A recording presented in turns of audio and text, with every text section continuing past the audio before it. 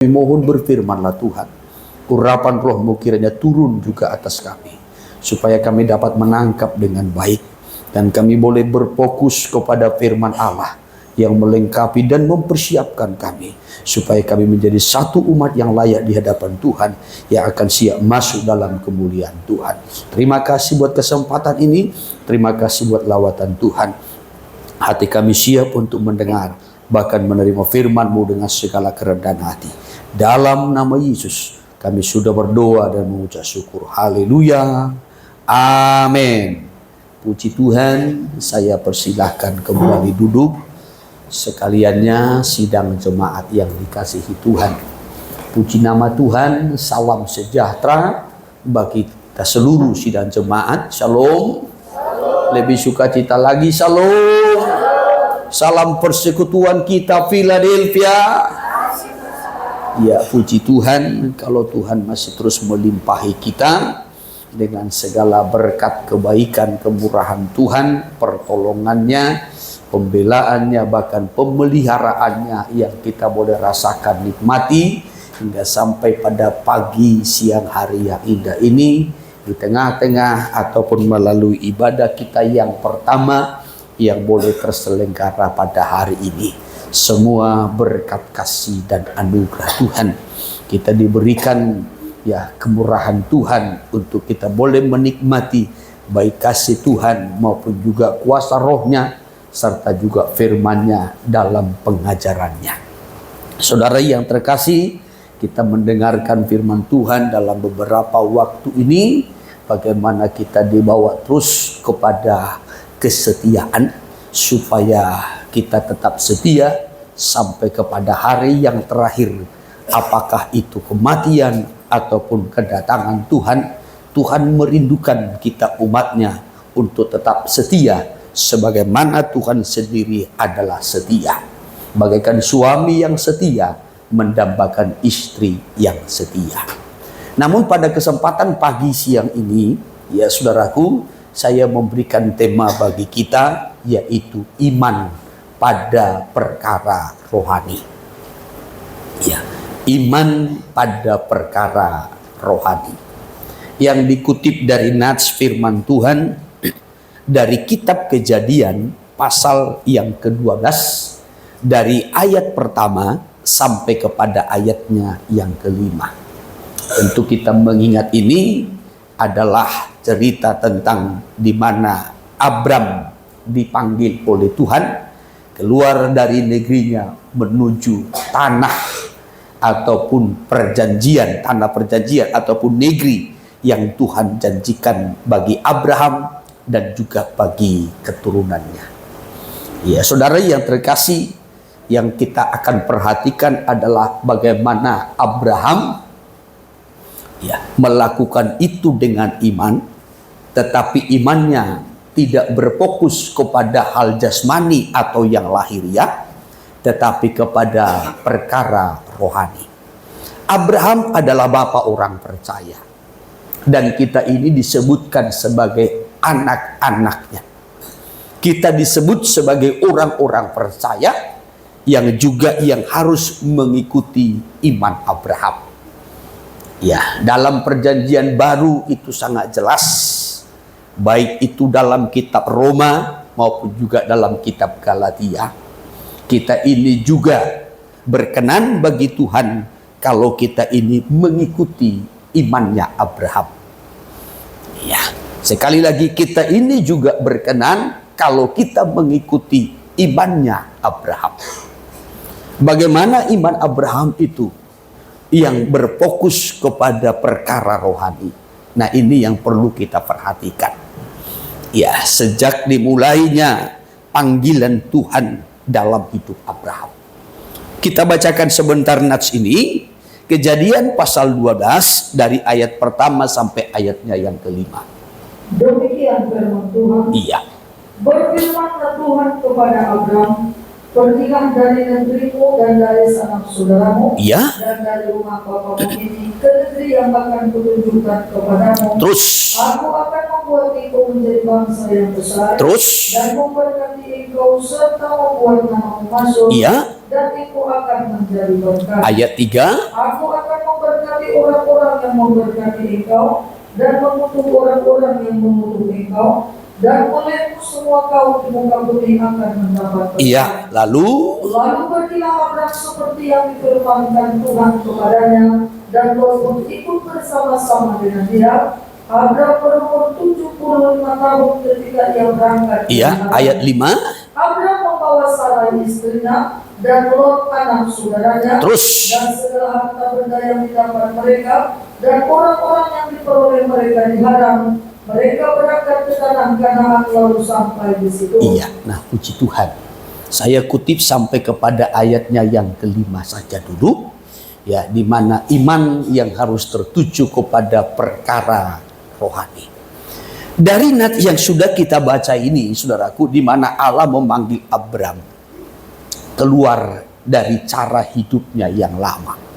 Dalam ayat pertama dikatakan tadi begini. Berfirmanlah Tuhan kepada Abram, pergilah dari negerimu dan dari sanak saudaramu dan dari rumah bapamu ini ke negeri yang akan kutunjukkan kepadamu.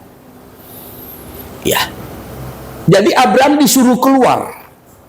Dari mana? Dari negerinya. Negeri sebelumnya itu adalah di seberang sungai Efrat. Itu kalau kita lihat di peta, ya, di wilayahnya Irak dengan Iran yang sekarang ini. Ya, saudaraku. Ya, di sana wilayahnya, negerinya. Lalu Tuhan menyuruh keluar ke negeri yang akan Tuhan berikan kepada Abram dan kepada keturunannya. Negeri itu adalah tanah Kanaan. Ya, saudaraku, ya itu cukup jauh. Dan Abram belum tahu di mana negeri itu. Sebab Abram belum pernah ke sana. Tetapi Tuhan menyuruh Abram, tinggalkan negerimu, maka berangkatlah engkau ke negeri yang akan kutunjukkan kepadamu, kata Tuhan. Iya. Maka Abraham bersiap. Ada 3 hal yang harus dia tinggalkan. Yang pertama-tama yang harus dia tinggalkan, ya, mana ayat pertama tadi? Berfirmanlah Tuhan kepada Abraham, pergilah dari negerimu. Yang pertama-tama yang harus dia tinggalkan itu adalah negerinya. Yang kedua yang harus dia tinggalkan itu adalah sanak saudaranya. Yang ketiga yang harus dia tinggalkan itu adalah rumah bapaknya. Ia harus tinggalkan 3 ini dan dia harus berangkat ke negeri yang akan ditunjukkan Tuhan kepadanya. Dia belum tahu di mana tempat itu. Ya, belum seperti sekarang ini ada Google Map, gampang. Ya, dulu belum ada. Transport juga tidak ada. Ya, saudaraku, peta juga tidak ada. Jadi sangat sulit, ya, untuk menemukan negeri itu kalau tanpa tuntunan penyertaan Tuhan. Ya, tetapi sebelum lebih lanjut kita perhatikan dulu. Ya, Abraham harus keluar dari 3 ini. Yang pertama negerinya. Negeri itu berbicara hidup yang lama, cara hidup yang lama. Saudara tinggal di negeri ini, di bangsa ini, yaitu bangsa Indonesia. Haleluya. Haleluya. Dan kita hidup di tengah-tengah negeri ini, bangsa ini, sesuai dengan budaya dan cara hidup bangsa ini. Ya toh? Ya, saudara kan di Indonesia kan mengikuti cara hidup budaya Indonesia toh. Ya, saudara kan tidak mengikuti cara hidup di Korea atau mungkin di Amerika Latin sana, enggak. Ya, maka pada umumnya seperti orang Indonesia, kalau tidak masuk nasi idahan, rasanya nggak pas. Kalau hanya sarapan roti, ya sepertinya belum penuh dia. Bagi sebagian besar. Ya, sebab sudah itu menjadi budayanya. Ya, cara hidupnya. Ya toh? Ya, saudara yang terkasih, ya budaya baik cara berpakaiannya. Ya, maka saudara kebanyakan pakai batik kan begitu. Nah, nggak pakai celana renang ibadah. Karena batik itu juga adalah budaya Indonesia. Salah satu budaya Indonesia dan juga itu sudah diakui dunia. Ya, bagi sebagian mungkin kita juga pakai dinas, ya saudaraku, tetapi dengan cara penampilan Indonesia. Karena kita tinggal di negeri ini, kita mengikuti budaya ini, kita mengikuti cara hidup di negeri ini. Dan kita sudah terbiasa dengan itu. Ya, sudah terbiasa dengan itu. Nah, jadi kalau Tuhan berkata kepada Abraham, pergilah dari negerimu, Tuhan mau kita keluar dari cara hidup kita yang lama. Sebab Tuhan akan membawa kita kepada negeri tanah perjanjian, Yerusalem surgawi. Haleluya. Kita harus keluar dari cara hidup duniawi supaya kita terbiasa dengan cara hidup surgawi. Kita harus keluar dari cara hidup yang penuh dengan daging hawa nafsu duniawi supaya kita hidup dalam kebenaran, dalam kekudusan sesuai dengan apa yang Tuhan rindukan. Jadi kalau Abraham disuruh keluar dari negerinya, bukan hanya sekedar keluar, tetapi meninggalkan cara hidupnya yang lama. Berhala-berhala yang ada di sana yang selama ini ditekuninya. Ya, Abraham kan ketika di negerinya yang lama di seberang sungai Efrat. Itu kalau kita melihat dalam kitab Yosua, ya, pasal yang terakhir itu dari ayat 2 sampai kepada ayatnya yang ke-15. Bagaimana Abraham bersama dengan bapaknya Terah, bahkan juga saudara-saudaranya tinggal di negeri itu di seberang sungai Efrat itu dengan cara hidup yang lama dan juga menyembah berhala dengan budaya-budaya yang lama. Maka Tuhan katakan keluar dari sana, ya, supaya engkau hidup dengan cara yang baru di negeri yang akan kutunjukkan kepadamu. Tentu kita tidak perlu keluar dari Indonesia ini. Kita perlu keluar dari cara hidup kita yang lama, tabiat-tabiat kita yang lama, berhala-berhala yang selama ini kita tekuni, budaya-budaya yang bertentangan dengan firman Allah. Itu yang harus kita tinggalkan supaya kita terbiasa dengan cara hidup budaya surgawi. Amin. Itu yang pertama ditinggalkan. Baru yang kedua ditinggalkan itu adalah sanak saudaranya. Jangan juga salah memahami atau salah menafsirkan. Karena dikatakan tinggalkanlah saudaramu, ya, lalu semua saudara-saudara kita, abang, kakak, adik kita, namboru dan tulang, abang boru dan tulang, semua kita tinggalkan. Bukan demikian. Ya, bicara dengan sanak saudara ini hubungan daging. Ya, hubungan daging. Yang harus kita tinggalkan itu adalah hubungan daging. Hubungan daging itu berbicara dengan keinginan daging, tabiat daging, hawa nafsu daging. Ya, yang selalu mengikat. Ya, dan memang tidak mudah untuk lepas dari situ. Kan tidak mudah melepaskan diri, memisahkan diri dari sanak saudara kan? Tidak mudah kan? Ya, apalagi kalau ada istilah orang Batak berkata, ini saudaraku ini, abangku ini, adikku ini, ya, itoku ini, ya, adalah diriku. Kalau kau sakiti dia, itu sama dengan engkau menyakiti aku. Kan kira-kira begitu toh. Karena kuatnya hubungan daging. Iya. Tetapi saudaraku, bagi kita ini berbicara soal keinginan daging, hawa nafsu daging yang begitu kuat, yang menempel pada daging kita ini, tubuh kita ini. Ya, yang mempengaruhi kita, yang terikat pada tubuh ini. Memisahkan antara daging dengan roh itu sulit, pergumulan. Tetapi kalau Abraham harus keluar dari sanak saudaranya, maka kita harus keluar dari keinginan daging, dari hawa nafsu daging, dari ikatan daging, hawa nafsu itu. Apa itu keinginan daging? Ya, saya percaya nggak perlu kita buka lah Galatia pasal 5 ayat 19 sampai kepada ayat 21. perbuatan daging telah nyata, yaitu percabulan, hawa nafsu, nafsu jahat, keserakahan, penyembahan berhala, dan seterusnya. Ya, kita harus tinggalkan itu. Seperti Abraham meninggalkan sanak saudaranya. Ya, supaya layak masuk ke negeri yang Tuhan janjikan. Baru yang ketiga, Abraham juga harus meninggalkan rumah bapaknya. Kenapa dia harus meninggalkan rumah bapaknya? Karena bapaknya juga adalah penyembah berhala. Saya kutip satu ayat saja, kitab Yosua pasal yang terakhir ayatnya yang kedua, pasal 24 ya. Demikian. Iya, ayatnya yang kedua. Berkatalah Yosua kepada seluruh bangsa itu, Ya, beginilah firman Tuhan Allah Israel. bagaimana firman-Nya? Dahulu kala di seberang sungai Efrat. Nanti lihat itu di peta, di mana itu sungai Efrat. Ya, itu memanjang itu.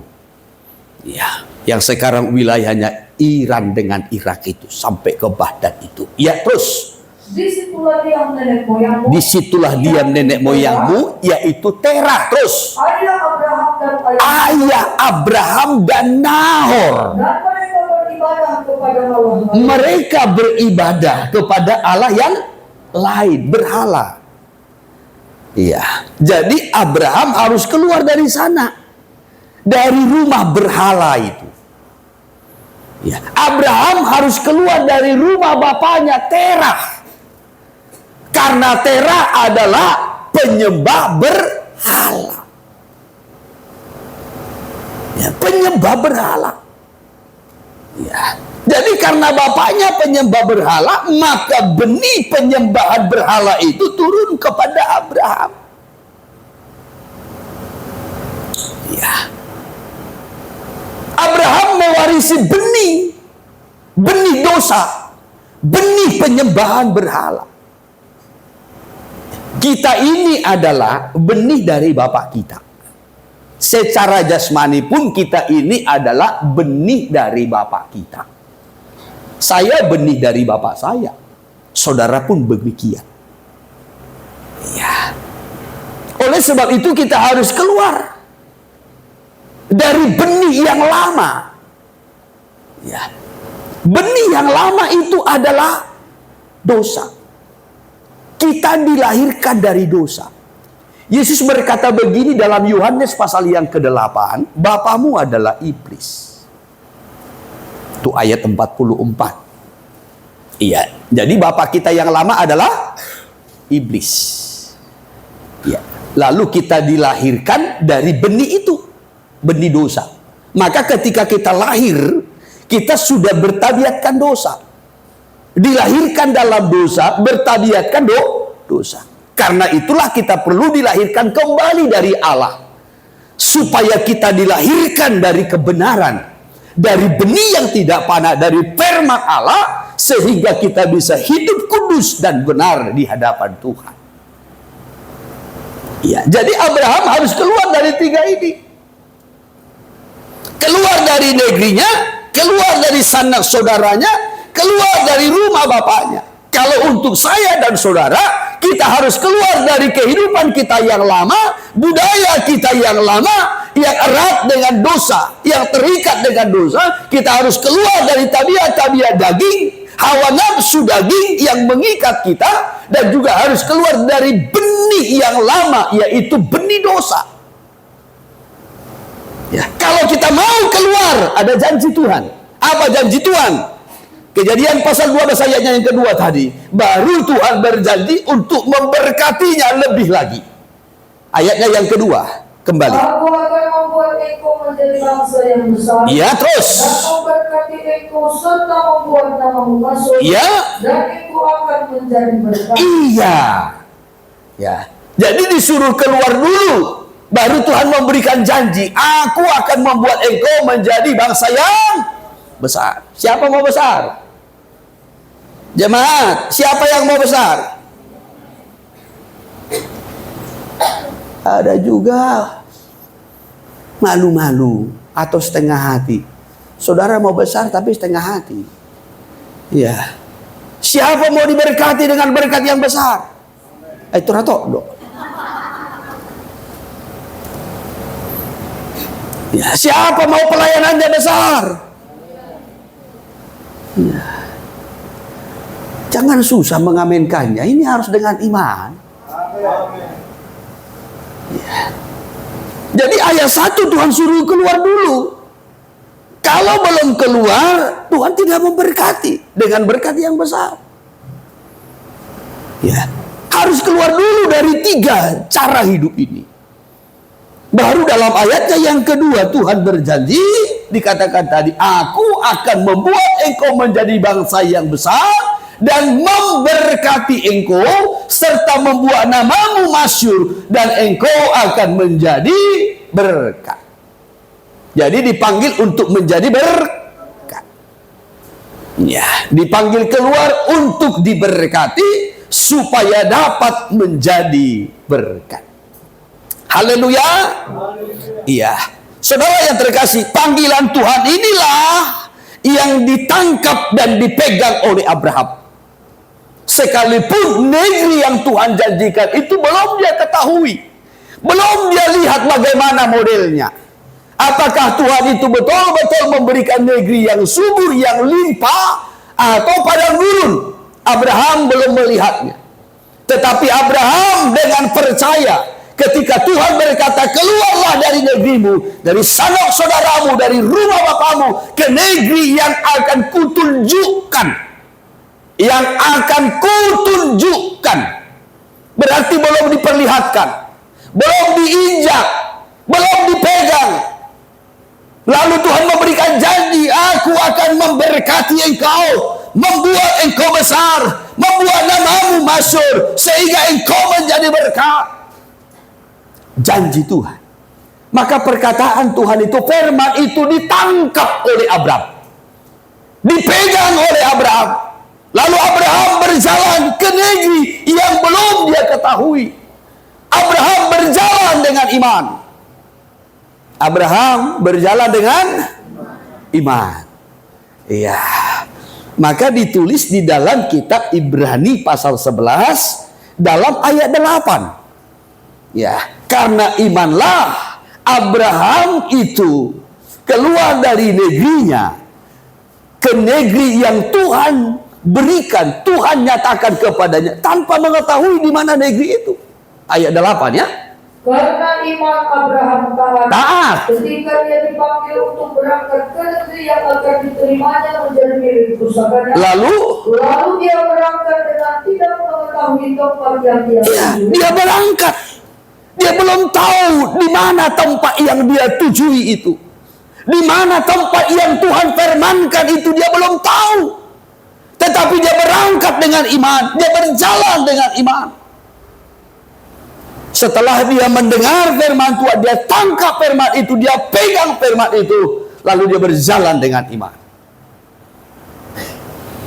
Cara yang seperti Abraham ini yang harus kita miliki dalam perjalanan rohani kita. Maka kalau mendengarkan firman Tuhan, tangkap firman itu, pegang firman itu, lalu berjalanlah dengan iman. Haleluya. Sekalipun kita belum melihatnya, tetapi kita bertindak, ya, sehingga Tuhan menuntun dan memberkatinya. Ya. Jadi di sini kita melihat, saudaraku, dari apa yang sudah kita baca, Abraham mengerti panggilan Tuhan. Abraham betul-betul mengerti panggilan Tuhan. Lalu Abraham berjalan dengan iman dalam memenuhi panggilan itu. Oleh sebab itu kita sidang jemaah Tuhan harus betul-betul mengerti panggilan Tuhan atas kita. Saudara harus mengerti panggilan Tuhan dalam hidup. Amin. Tetapi kalau saya katakan panggilan Tuhan, jangan langsung ditanggapi hanya ya bicara pelayanan, tidak. Ya, memang saya dipanggil untuk melayani, tidak. Bukan itu yang dimaksud. Ya, tetapi yang paling utama kita mengerti panggilan Tuhan. Tuhan memanggil kita keluar dari negeri, dari sanak saudara, dan dari rumah Bapa. Itu dulu yang harus kita mengerti. Ya, karena seringkali ditafsirkan panggilan Tuhan ini hanya melayani. Aku dipanggil melayani, aku dipanggil sebagai penginjil, aku dipanggil sebagai gembala, aku dipanggil sebagai rasul Allah. Ya, saudara yang terkasih, panggilan Tuhan yang pertama dan yang paling utama perlu kita pahami itu, kita dipanggil keluar dari negeri kita, dari hidup kita yang lama, dari benih yang lama, dari tabiat-tabiat daging itu, kita dipanggil keluar dari sana. Dan Tuhan berjanji untuk memberkati dan membuat besar. Ya. Kalaupun di negeri yang lama kita sudah besar, tetapi kalau kita mau keluar, Tuhan mau membuat kita lebih besar. Kalau di negeri yang lama, dalam hidup yang lama, cara hidup yang lama pun kita sudah diberkati, Tuhan mau lebih lagi memberkati kita dalam hidup yang baru. Haleluya. Nah, ini yang ditangkap oleh Abraham. Dan firman itu dia pegang, panggilan itu betul-betul dia pahami. Lalu dia berjalan dengan iman menuju tempat yang Tuhan maksud, walaupun dia belum mengetahuinya. Abraham berjalan dengan iman. Ini saudaraku. Maka tadi dikatakan karena iman Abraham taat. Ya, karena iman dan pendelian. Bukan putus asa. Ya, bukan berserah pada keadaan. Ya, kan ada juga ada orang jalan tapi berserah pada keadaan. Ya, ya lihatlah nanti. Ya.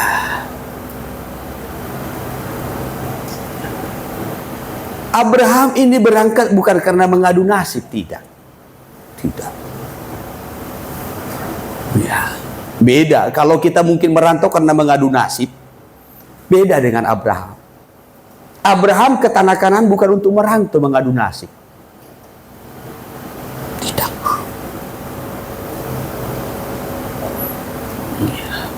Di negeri yang lama pun dia sudah cukup diberkati. Kalau kita melihat kelanjutannya ya, sebab dia juga punya harta. Ya, bahkan dia juga punya budak-budak. Ada orang-orang yang menyertainya. Ya. Tetapi Abraham keluar dari negerinya ke tanah Kanaan, negeri yang Tuhan janjikan, bukan mengadu nasib. Tetapi itu dilakukannya dengan iman. Ia taat, berangkat dengan tidak mengetahui tempat yang dia tuju. Jadi dari sini kita melihat Abraham itu berjalan dengan iman. Tetapi bicara tentang iman, ya, bukan hanya sekedar iman. Maka dalam perjalanan Abraham menuju tempat yang Tuhan janjikan itu, iman Abraham itu diuji. Di apa? Diuji. Ya. Iman Abraham itu diuji. Dalam perjalanannya ada banyak janji Tuhan kepada Abraham. Tuhan berjanji, aku akan membuat engkau besar. Itu janji Tuhan. Yang kedua, aku akan membuat namamu masyhur. Memang betul-betul masyhur. Walaupun peristiwa ini sudah cukup ribuan tahun, tapi sampai sekarang nama Abraham itu tetap tenar. Ya, bahkan kalau ada jemaat lahir anaknya laki-laki dibuat namanya Abraham. Ya, sampai sekarang kan banyak orang juga bernama Abraham. Ya, saking tenarnya, masyhur. Ya, bahkan dinyanyi-nyanyikan lagi. Bapak Abraham mempunyai banyak sekali. Ya, sampai kepada anak-anak diajarkan, dinyanyi-nyanyikan. Namanya masyhur. Tuhan juga berjanji, aku akan memberkati engkau. Tuhan Tuhan juga berjanji, aku akan memberikan keturunan kepadamu. Janji Tuhan. Tetapi sebelum berkat-berkat itu digenapi, Abraham itu diuji imannya ketika dalam perjalanan. Diuji. Salah satu ujian yaitu diuji ketika Tuhan berjanji, aku akan memberikan keturunan kepadamu, kata Tuhan. Ini diuji. Ya, diuji.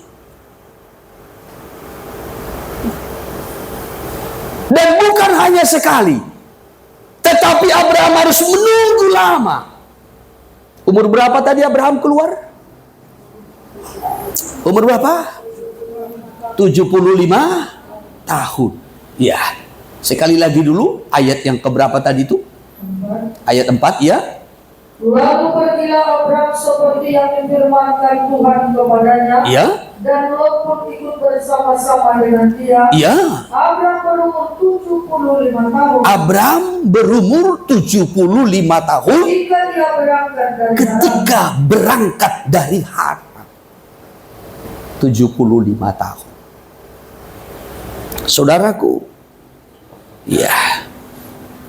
Tetapi anak itu diberikan Tuhan ketika Abraham berumur 100 tahun. 100 tahun ya? Hah? 100 tahun atau 101?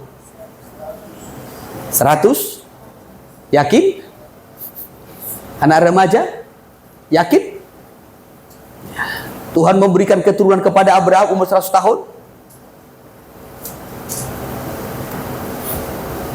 Sana yang kalau belang-belang kan remaja. Apakah tidak pernah diajarkan guru sekolah minggu? Ya. Umur 100 tahun. Tuhan berjanji kepada Abraham sejak umur 75 tahun. Berarti Abraham harus menunggu 20 supaya janji itu digenapi. Abraham diuji imannya 25 tahun. Tuhan tidak hanya sekali berkata, tetapi berulang-ulang. Kejadian pasal 13, Tuhan berjanji begini kepada Abraham. Ketika Abraham sudah mulai seperti tawar hati, sudah mulai kecewa. Sehingga Abraham berkata begini kepada Tuhan, apakah ya aspriku, asisten pribadiku, ya, yang akan mewarisi seluruh hartaku? Kata Abraham kepada Tuhan. Tuhan berkata, oh tidak. Tetapi keturunanmu sendiri, darah daging dari Sarah. Maka Tuhan membawa Abraham keluar dari kemah. Ya. Mulai Tuhan berbicara kepada Abraham pada malam hari berdua. Tuhan berkata begini kepada Abraham, lihatlah bintang-bintang. Lihat debu.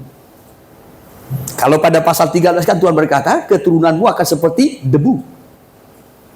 Banyaknya. Kalau orang bisa menghitungnya, maka seperti itulah juga nanti banyaknya keturunanmu. Lalu pada pasal 15, Pasal 15 ayat 1 sampai kepada ayatnya yang kelima, Tuhan berkata, lihat bintang-bintang. Seperti itulah juga nanti banyaknya keturunanmu. Ini janji Tuhan yang kedua kali. Ya toh? Ya. Nah, sebenarnya yang ketiga kali, kalau kita melihat mulai dari pasal 12. Kalau pada pasal 12, aku akan memberkati engkau, aku membuat namamu masyhur. Ya, aku akan membuat keturunanmu banyak. Menjadi satu bangsa, ya, menjadi satu bangsa, bangsa yang besar. Ini kan Tuhan menjanjikan keturunan, toh? Ya. Lalu pada pasal 13 yang kedua kali Tuhan berkata, keturunanmu seperti debu tanah. Pasal 15 yang ketiga kali Tuhan berkata, keturunanmu seperti bintang-bintang. Ya, Abraham kan boleh berkata begini, ulah nama janji doh Tuhan. Ya, nah, nggak tahu kapan dia genap, janji terus. akan memberkati engkau, menyembuhkan engkau, memulihkan engkau. Ya, Tuhan janji terus, kapan penggenapannya?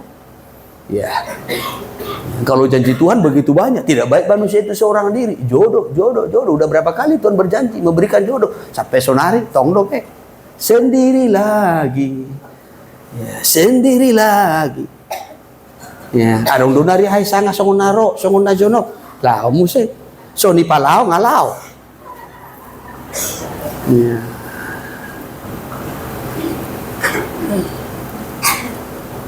Imannya diuji. Iya. Imannya diuji. Ya. Tuhan berjanji berulang-ulang loh. Ya. Engkau akan menjadi bangsa yang besar. Pertama. Yang kedua, keturunanmu seperti debu tanah. Itu yang kedua. Keturunanmu seperti bintang-bintang di langit. Itu yang ketiga. Selanjutnya yang tertulis ya. Yang tertulis. Ya. Nah, Tuhan berjanji. Itu pada Kejadian pasal 18. Sebelum Tuhan memusnahkan Sodom Gomora.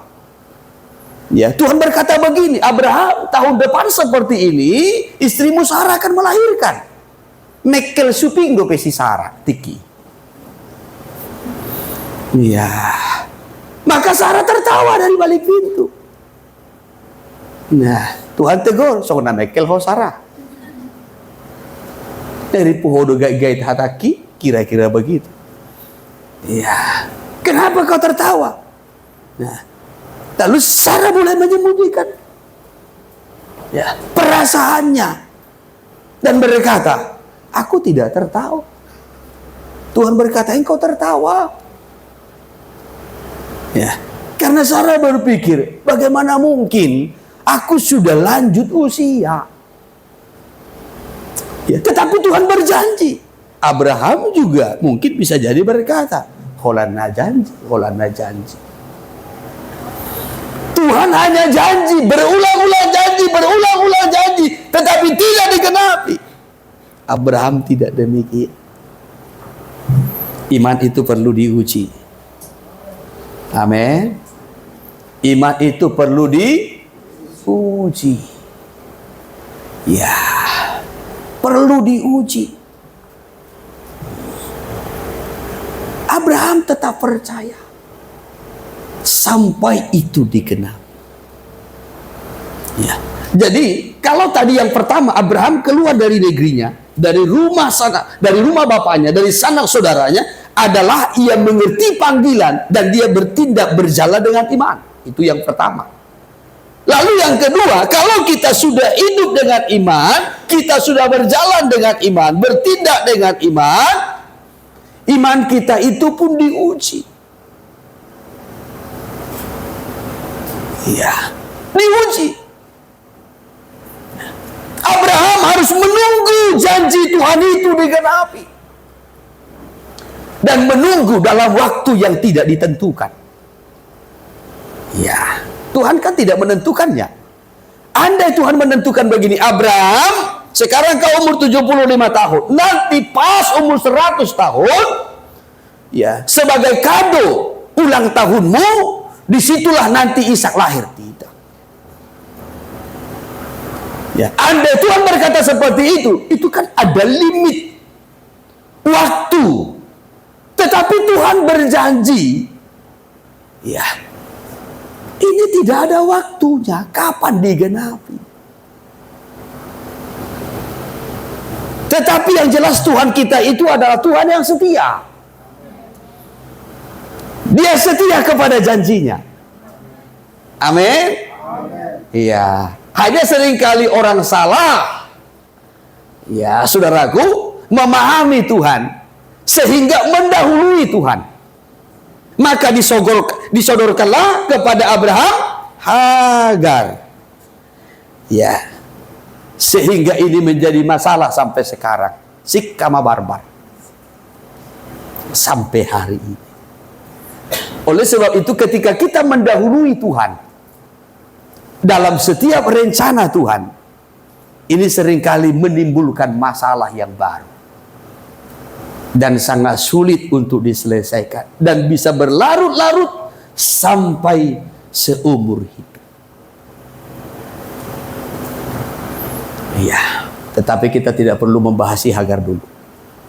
Saya mau menyampaikan bagaimana iman itu diuji dalam waktu yang tidak ditentukan. Kalau ada batas waktu, mungkin kita akan sabar-sabar.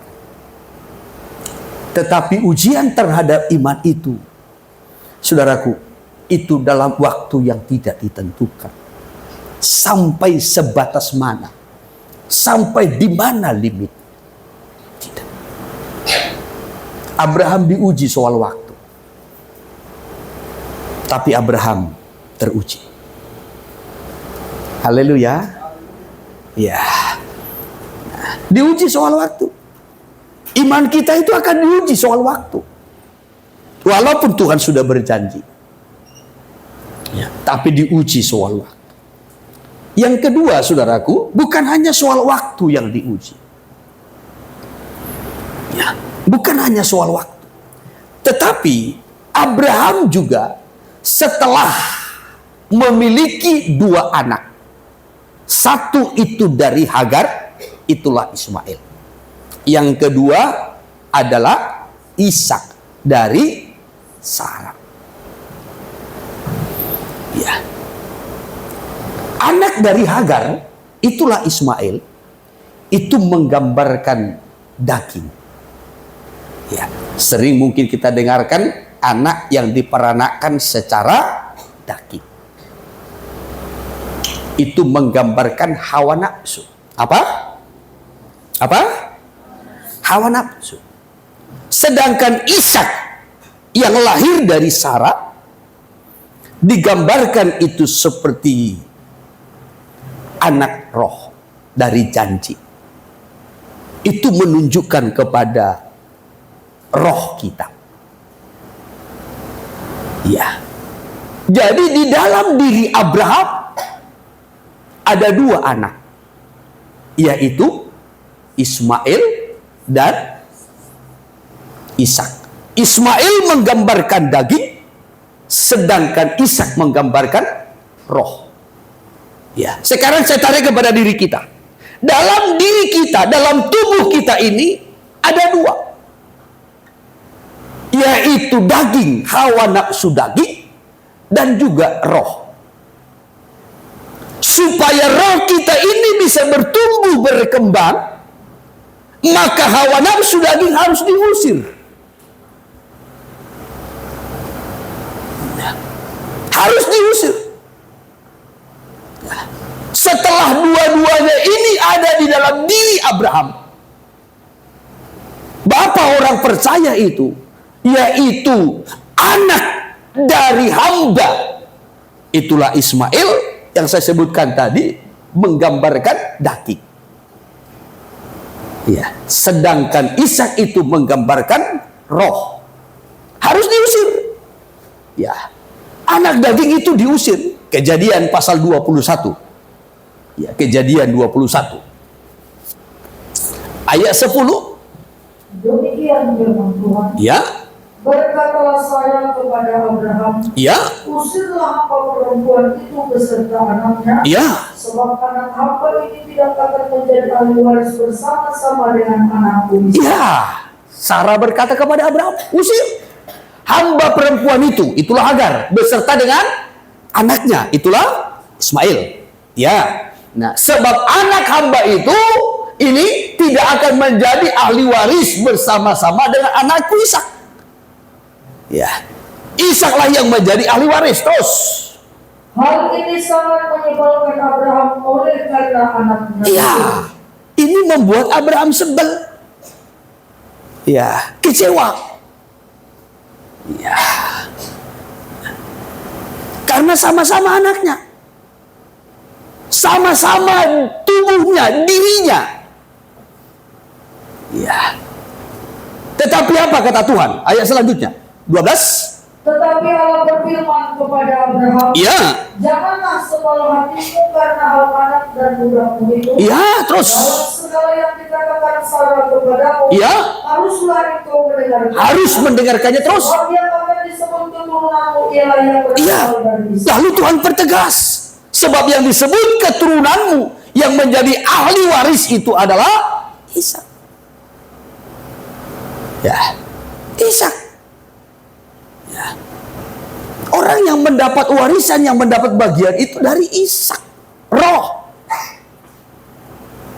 Ya.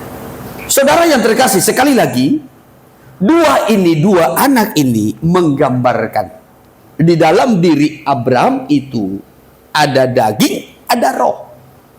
Maka daging ini harus diusir supaya roh itu bisa berkembang, bertumbuh secara rohani. Iya, di dalam diri kita ini, dalam tubuh kita ini, ya, juga ada roh dan ada hawa nafsu daging. Supaya roh kita itu bisa bertumbuh, berkembang, maka hawa nafsu daging itu harus diusir, dimatikan, dibuang. Kenapa kehidupan seseorang itu sulit bertumbuh, sulit berkembang? Kehidupan rohaninya sulit berkembang. Kenapa rohnya seperti terikat, terbelenggu, terkurung? Karena dua-duanya dipelihara. Ya, ingin hidup rohani, tetapi daging pun, hawa nafsu daging pun dipertahankan. Ya, sekarang saya tarik kepada kitab Galatia. Galatia pasal 4. Galatia pasal 4 ayat 28 saja kita mulai. Tetapi boleh dibacakan dulu perikopnya. Hagar dan Sarah. Iya, Hagar dan Sarah. Hagar adalah hamba, anaknya adalah Ismail. Sarah itu adalah istri yang sah. Ya, Ishak anaknya adalah anak janji yang digambarkan dengan roh. Iya, ayat 28 saja. Dan kamu saudara-saudara, Ya. kamu sama seperti Ishak adalah anak-anak. Kamu sama seperti Ishak adalah anak janji. Ya, terus. Tetapi seperti dahulu, Ya. dia yang diperanakan menurut daging, Ya. menganiaya yang diperanakan Nah, menurut ini roh. pahami ini dengan baik. Ya, tetapi seperti dahulu, itulah perjanjian lama tadi, kitab Kejadian. Ya, dia yang diperanakan menurut daging. Siapa itu? Hah? Ismail, anak Hagar, menganiaya yang diperanakan menurut roh, yaitu Ishak. Iya, karena lebih dahulu lahir Ismail, baru Ishak. Itu kan? Nah, Ismail dulu atau Ishak yang lahir? Ismail dulu kan? Baru Ishak. Roh. Ya. Maka ini Ismail ini menganiaya Ishak. Ketika saya dan saudara dilahirkan ke dunia ini, yang lebih dahulu menonjol dalam diri kita ini roh atau daging? Daging. Ya, daging. Begitu kita dilahirkan, dalam diri kita ini sudah ada tabiat daging. Ada hawa nafsu daging. Maka tidak diajari pun berdosa, sudah tahu berdosa. Bahkan lebih cepat, lebih tangkap terhadap dosa ketimbang terhadap perkara rohani. Ya. Betul begitu? Maka anak-anak pun kan gak diajari pun berdosa, nanti tahu dia berdosa. Gak diajari pun kebun binatang, dia dengar sedikit saja, oh langsung itu nanti. Ya, langsung ngomong dia, babi bu, babi ini, tatu, tak. Iya, sudah, walau gak diajari. Iya, tetapi kalau menghafal lagu susah dia. Seindahnya pelangi, secerahnya mentari. Ini ada perjolo teh. Pelangi itu mana mentari? Ya. Susah ngapalnya. Karena lebih dahulu dia lahir dari tabiat daging. Iya. Jadi tabiat daging inilah yang menganiaya roh. Maka ketika kita lahir baru, roh kita ini dilahirkan, hidup. Ya, bagaikan Ishak lahir, ini teraniaya karena daging, hawa nafsu daging, maka sulit bertumbuh. Ya, padahal tadi sudah meninggalkan hidup yang lama, sudah bertobat, sudah dibaptiskan air 2 kali lagi dibaptiskan air. Ya, yang pertama pendeta yang pertama itu membaptiskan dia seperti kurang yakin dia. Ya, sekarang sudah di pengajaran, baptis lagi lah aku Pak. Ya, dulu memang sudah pernah dibaptis, tetapi sepertinya aku belum yakin. Pola diselop podotik gitu iki. Ya, sekarang aku mau dibaptis lagi. Saudara yang terkasih. Iya, begitu dia dibaptis, bahkan juga mungkin sudah penuh dengan Roh Kudus. Tetapi roh itu bisa teraniaya karena daging. Kenapa demikian? Sebab daging yang lebih dahulu lahir, muncul, menonjol dalam tubuh kita ini. Ya, tetapi kita yang berjalan dengan iman seperti Abraham, iman kita diuji. Apakah kita mau, apakah kita rela, apakah kita dengan sukacita untuk melepaskan daging ini, mengusir daging ini supaya roh kita bisa bertumbuh, atau mulai sebel hatinya.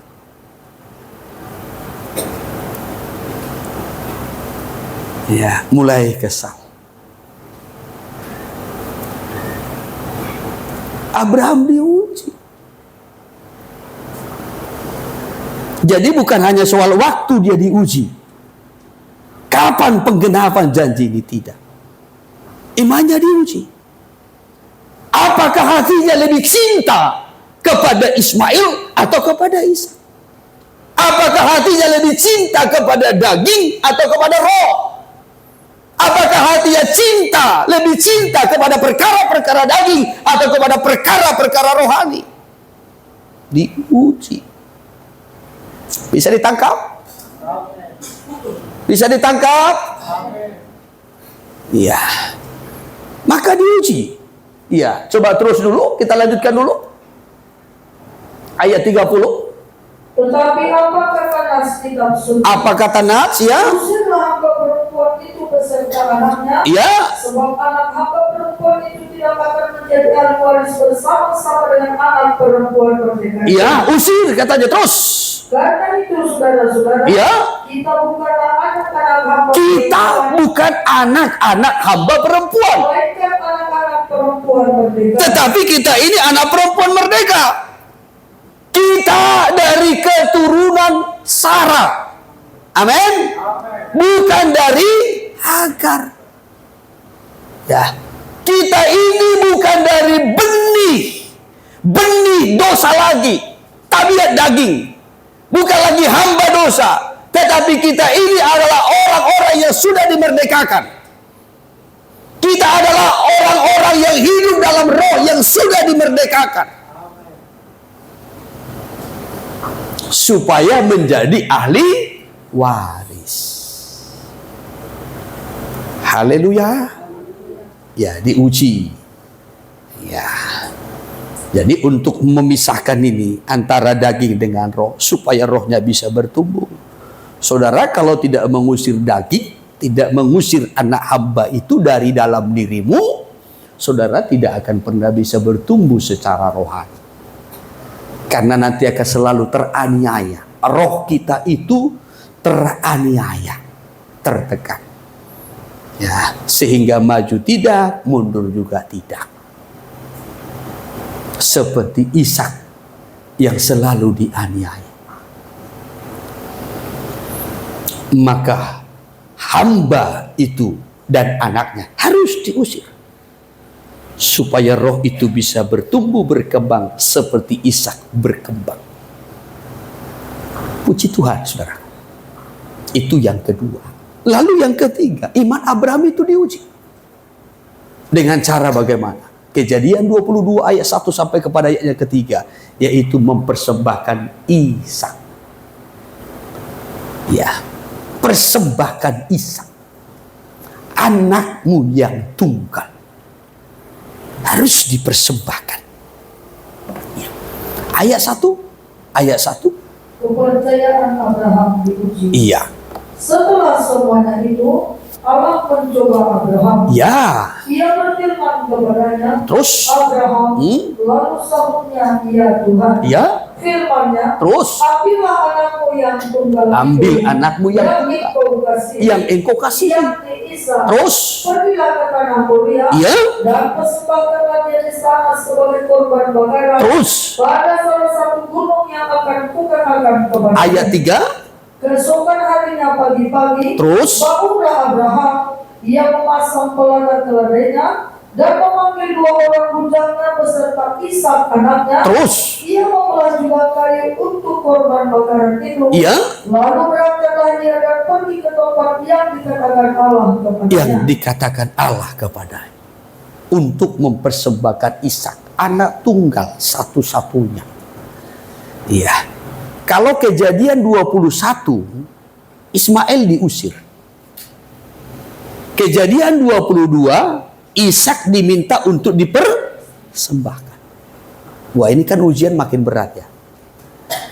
Ya, kalau tadi masih ada di situ Ismail, Tuhan berkata, Abraham persembahkan Ishak. Oh, mungkin tidak terlalu berat. Karena masih ada 2. Ya. Nah, kalau dipersembahkan 1, berarti masih tinggal 1 lagi. Nah, ini kan sudah diusir. Setelah diusir, baru Tuhan katakan, persembahkan anakmu. Anakmu yang tunggal, yang satu-satunya. Ke salah satu gunung yang akan kutunjukkan kepadamu, kata Tuhan. Ya, ini ujian yang sangat-sangat berat. Sebagaimana tadi saya sampaikan, kalau ada 2, ya saudaraku mungkin gak berat. Ya sama seperti dalam Lukas pasal yang ketiga kan. Kalau engkau mempunyai 2 jubah, ada orang yang memintanya, beri 1. Kalau engkau punya 2 jubah, ada orang yang memintanya 1, beri. Susah namin do ba? Kalau engkau punya 2 sepatu, ada orang yang memintanya 1, kasih. Sehingga 1-1. Ya, apakah sama dia yang kanan atau kiri terserah. Karena Alkitab kan mencatat demikian. Ya. Tetapi persoalannya, ya, Abraham tinggal punya 1 anak, Ishak. Karena sebelumnya Tuhan sudah suruh usir. Ya. Ketika Sarah berkata, usirlah hamba itu dan anaknya, Abraham sebel. Tetapi Tuhan teguhkan. Ya. Kenapa hatimu sebel, Abraham? Ya.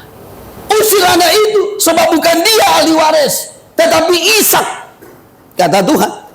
Maka Abraham lakukan dengan taat. Setelah itu Tuhan berkata, persembahkan Ishak. Waduh. Ini ujian yang cukup berat. Tetapi saudaraku, Tuhan tidak meminta anak kita dipersembahkan. Ujian iman untuk kita, Tuhan tidak meminta anak kita dipersembahkan. Tuhan meminta kepada kita yang lebih ringan. Roma 12 ayat 1. Karena itu persembahkanlah tubuhmu sebagai persembahan yang hidup, yang kudus dan yang berkenan kepada Allah. Itu adalah ibadahmu yang sejati. Ya, itu ibadahmu yang sejati. Ya. Jadi dalam ibadah Tuhan minta kita mempersembahkan tubuh. Maka jangan ada alasan. Ya. Tubuhku tidak bisa hadir dalam ibadah karena pekerjaan. Tubuhku tidak bisa hadir dalam ibadah karena kurang sehat. Ya, tubuhku tidak bisa hadir dalam ibadah karena aku sakit. Ya, itu alasan. Tuhan menguji iman kita. Dan ujiannya tidak sehebat apa yang dialami Abraham. Kalau Abraham, Tuhan minta anaknya Ishak satu-satunya setelah Ismail diusir.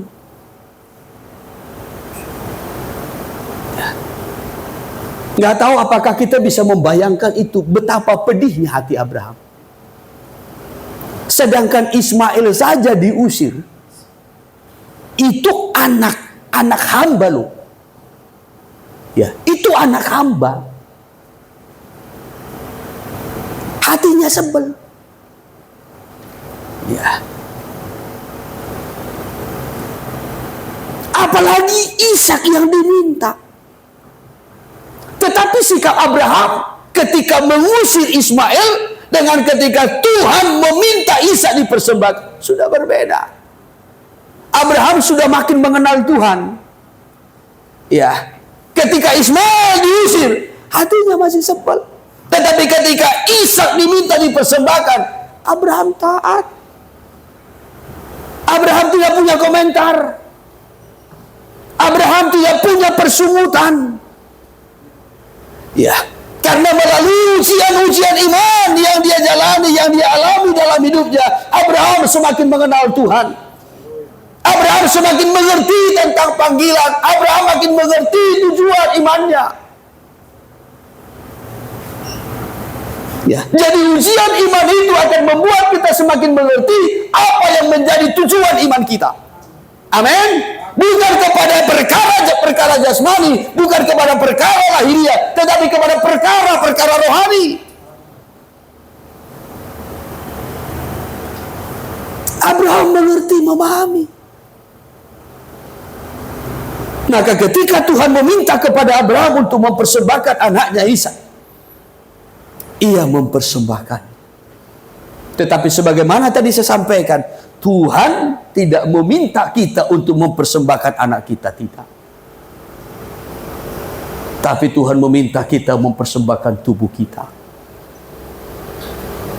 untuk dibawa sebagai persembahan yang hidup, yang kudus, dan berkenan kepada Allah.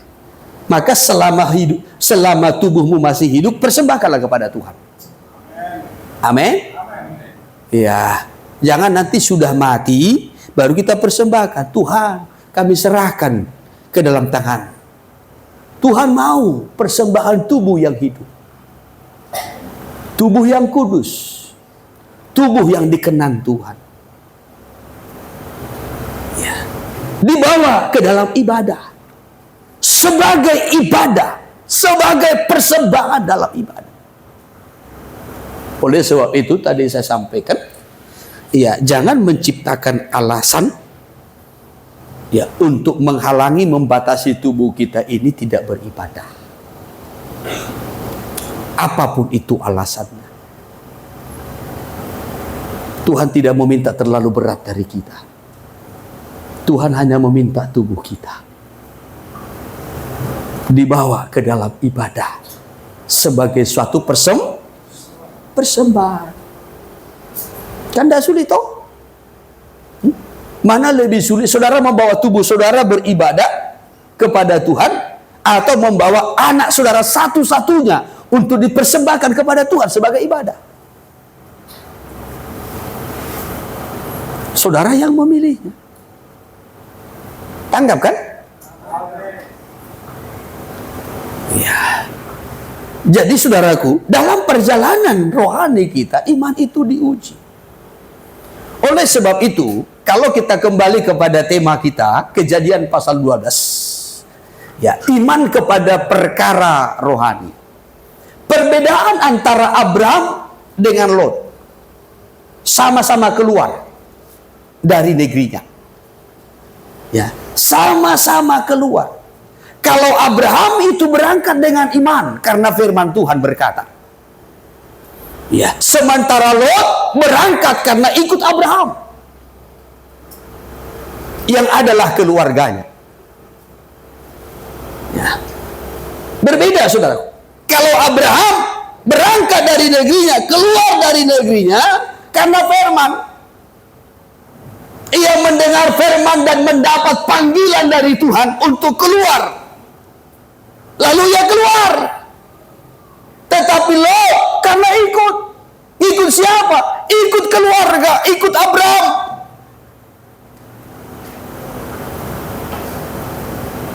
Lot merasa yang dipanggil itu hanya Abraham. Oleh sebab itu, saudaraku, ya, kita tidak hanya ikut-ikut saja, tetapi kita harus betul-betul yakin kita pun mendapat panggilan dari Tuhan. Amin. Ya, baik anak-anak, jangan ikut ibadah karena orang tuanya beribadah. Jangan ikut melayani karena orang tuamu melayani. Tetapi engkau juga harus tahu, harus mengerti, harus yakin engkau juga dipanggil oleh Tuhan keluar dari negerimu, dari sana saudaramu, dari rumah bapamu. Tadi saya sudah jelaskan ini. Haleluya. Ya.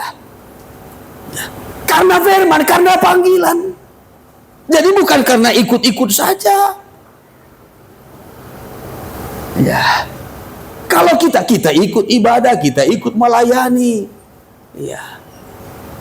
Karena keluarga yang kita ikuti. Nanti suatu waktu Abraham dan Lot itu terjadi perselisihan. Ketika terjadi perselisihan, disitulah terlihat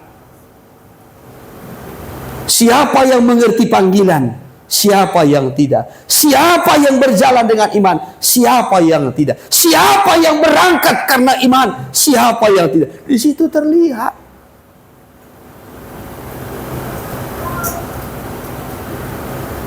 Iya.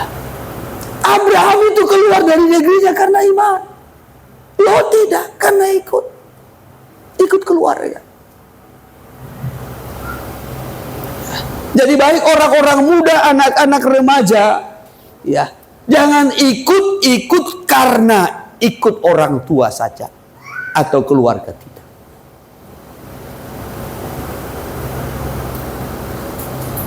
Engkau harus mendengar panggilan Tuhan yang memanggil hidupmu keluar dari cara hidup yang lama ke negeri yang akan Tuhan janjikan, Yerusalem surgawi.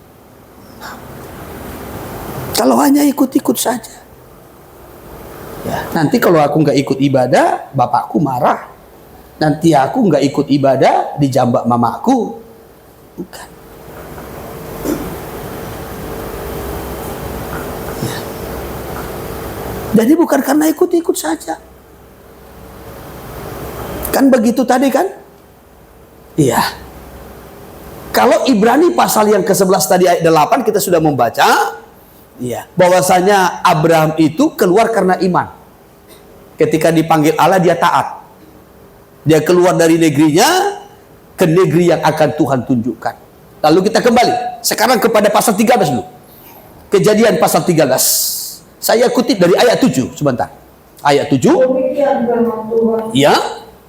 Karena itu terjadilah perkelahian antara para gembala Abraham dan para gembala Lot. Ya. Waktu itu orang Kanaan dan orang Feris diam di negeri itu. Ya, terus. Maka berkatalah Abraham kepada Lot, Terus. janganlah kiranya ada perkelahian antara aku dan Ya, engkau, terus. dan antara para gembalaku dan para gembalamu. Terus. Sebab kita ini kerabat. Ya. Bukankah seluruh negeri ini terbuka untuk engkau? Baiklah pisahkan dirimu daripadaku. Ya. Jika engkau ke kiri maka aku ke kanan. Terus. Jika engkau ke kanan maka aku ke kiri. Iya ini. Ya, terjadilah perselisihan. Ya, Abraham diberkati, Lot juga diberkati. Ya. Saudara yang terkasih, Lot ikut hanya karena merasa diberkati. Bersama dengan Abraham menikmati berkat. Tetapi sangat disayangkan ketika terjadi perselisihan. Di situ terlihat apakah Lot itu keluar karena iman atau karena ikut Abraham keluarganya.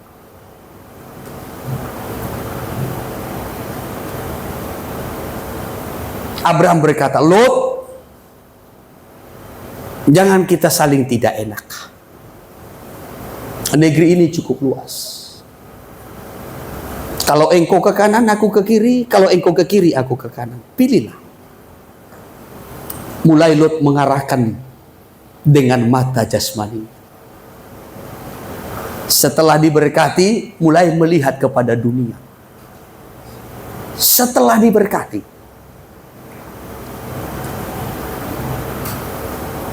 ya, ayat selanjutnya ini, ya, lalu Lot melayangkan pandangnya dan dilihatnya lah bahwa seluruh lembah Yordan banyak airnya seperti taman Tuhan, seperti tanah Mesir sampai ke Zoar. Hal itu terjadi sebelum Tuhan memusnahkan Sodom dan Gomora.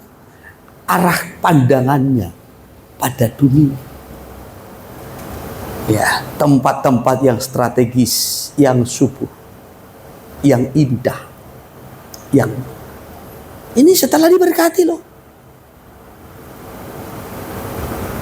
Iya, setelah diberkati.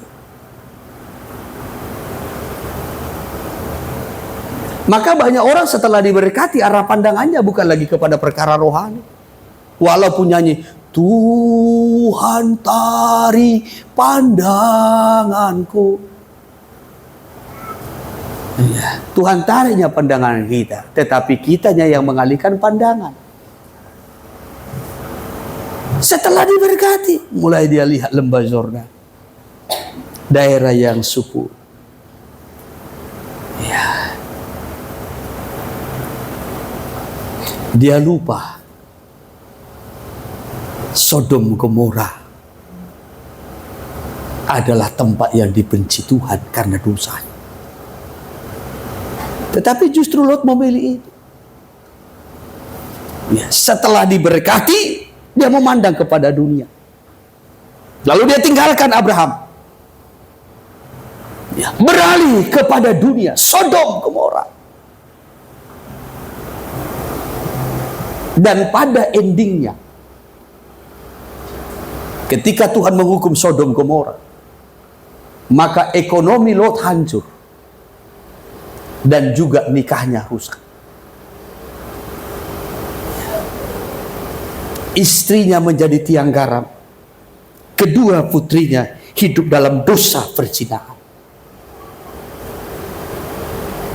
Ekonomi hancur. Padahal tadi ketika bersama dengan Abraham sangat diberkati. Banyak ternaknya, banyak orang-orang.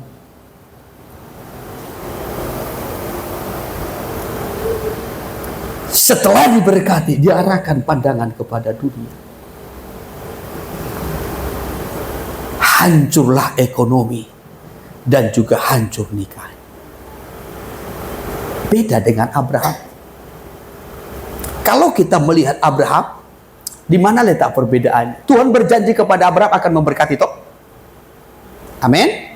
Tadi kita sudah membaca Kejadian pasal 12 ayatnya yang kedua. Tuhan akan membuat Abraham itu menjadi besar, menjadi masyhur, akan diberkati, bahkan menjadi berkat. Haleluya. Iya. Bahkan mari kita perhatikan sebentar. Dalam Kejadian pasal yang ke-13 ayat 2. Ayat 2. Adapun Abraham sangat kaya, Ya. banyak ternak, perak dan emasnya. Ya, Abraham diberkati secara jasmani. Tuhan menggenapi janjinya bahwasanya Abraham itu diberkati secara harta pun, secara jasmani pun Abraham diberkati. Janji Tuhan digenapi. Bukan hanya janji Tuhan soal harta digenapi, tetapi janji Tuhan soal keturunan pun memberikan Ishak kepada Abraham itu digenapi. Amin. Iya. Nama Abraham masyhur itu digenapi. Abraham diberkati secara jasmani, dia kaya bahkan terus semakin bertambah kaya. Itu digenapi. Janji Tuhan juga soal keturunan kepada Abraham itu digenapi. Haleluya. Tetapi yang saya mau sampaikan, sekalipun ini sudah digenapi, dan masih ada janji-janji Tuhan yang belum digenapi dalam diri Abraham. Tetapi saya mau sampaikan, fokus pandangan iman Abraham bukan kepada berkat ini, tetapi fokus pandangannya adalah ke kota yang dibangun oleh Allah, Yerusalem surgawi. Ya. Janji Tuhan sudah digenapi. Soal berkat, soal keturunan itu sudah digenapi. Soal namanya termasuk itu juga sudah digenapi. Tetapi kitab Ibrani pasal yang ke-11 itu sangat jelas mencatat bahwasanya iman Abraham itu bukan kepada perkara-perkara jasmani, tetapi kepada perkara rohani. Saya kutip kitab Ibrani sebentar. Kitab Ibrani pasal 11 ayatnya yang ke-13. Sekalipun masih banyak janji Tuhan belum digenapi, ya. Dalam iman mereka semua ini telah mati sebagai orang-orang yang tidak memperoleh apa yang dijanjikan itu, Ya. tetapi yang hanya dari jauh melihatnya Terus. dan melampaui kepadanya, Terus. dan yang mengakui Ya. bahwa mereka adalah orang asing dan pendatang di bumi. Nah, perhatikan saudara, ayat 13 ini dikatakan begini. Dalam iman mereka semua ini telah mati sebagai orang-orang yang tidak memperoleh apa yang dijanjikan itu. Artinya, belum semua yang dijanjikan Tuhan itu digenapi. Tetapi sudah ada beberapa yang digenapi. Salah satunya namanya termasuk. Yang kedua, diberkati secara jasmani, menjadi kaya dan kian bertambah kaya. Bahkan keturunannya Isa juga diberkati, bertambah kaya dan sangat kaya. Amin. Haleluya. Dan bukan hanya itu saja, tetapi kepada Abraham juga janji Tuhan digenapi soal keturunan. Ya, Tuhan memberikan keturunan kepada Abraham melalui Sarah, itulah Ishak. Dari Ishak lahirlah Esau dan Yakub. Ya, dari Yakub lahirlah dua suku Israel dan terus berkembang sampai hari ini. Menjadi bangsa yang dibela dan dipelihara oleh Tuhan. Namun yang saya mau tekankan, masih ada janji-janji Tuhan yang belum digenapi. Namun pandangan Abraham tidak ke situ. Tetapi kepada ayat 14. Ayat 14. Sebab mereka yang berkata demikian menyatakan bahwa mereka dengan rindu mencari suatu tanah air. Suatu tanah air terus. Dan kalau sekiranya dalam hal itu mereka ingat akan tanah asal yang telah mereka tinggalkan, terus maka mereka cukup mempunyai kesempatan untuk pulang ke situ. Iya, mereka punya kesempatan untuk pulang ke situ. Ya, terus. Tetapi sekarang mereka merindukan tanah air yang lebih baik. Mereka merindukan suatu tanah air yang lebih baik, yaitu tanah air surgawi. Terus. Sebab itu Allah tidak malu disebut Allah mereka. Karena Dia telah mempersiapkan sebuah kota bagi mereka. Ya, itu yang dirindukannya. Atau saya kutip terjemahan sederhana dulu. Terjemahan sederhana. Haleluya.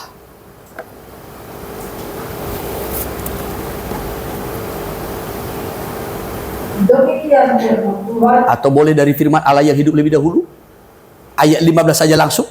Seandainya mereka mau, mereka dapat kembali kepada hal-hal yang indah di dunia ini. Seandainya mereka mau, mereka bisa kembali kepada hal-hal yang indah di dunia ini. Ya, terpikat kepada dunia ini seperti Lot. Setelah diberkati, mereka bisa kembali sebenarnya. Tetapi apa yang mereka lakukan? Terus. Tetapi mereka tidak mau. Mereka tidak mau. Terus. Mereka hidup untuk surga. Mereka hidup untuk surga. Terus.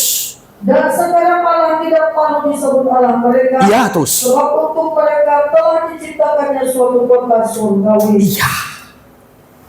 Jadi Abraham, walaupun janji-janji Tuhan sudah digenapi, iman Abraham tidak berfokus tertuju kepada hal yang jasmani, tetapi kepada perkara rohani. Ada banyak janji Tuhan bagi kita. Baik soal pemeliharaan, perlindungan, berkat, keturunan, pekerjaan, jodoh, pasangan hidup, dan lain sebagainya. Mungkin ada yang sudah digenapi, ada yang belum. Atau mungkin semua itu sudah digenapi. Tetapi tujuan iman kita bukan untuk itu. Tujuan iman kita adalah surga. Perkara rohani. Andai pun ada yang belum digenapi, jangan kecewa dan tawar hati. Bukan itu tujuan iman kita. Tapi surga mulia. Haleluya. Haleluya. Jadi jangan beriman hanya untuk berkat jasmani. Jangan beriman hanya untuk kesembuhan. Jangan beriman hanya untuk memperoleh pasangan hidup. Jangan beriman hanya untuk supaya kita ditolong, dilindungi, dijaga, dibela, dipelihara Tuhan. Di dunia ini tidak. Tetapi iman kita yang paling utama adalah surga Dia. Saya batasi firman-Nya sampai di sini. Kiranya Roh Kudus menolong kita untuk mengerti, Tuhan memberkati kita.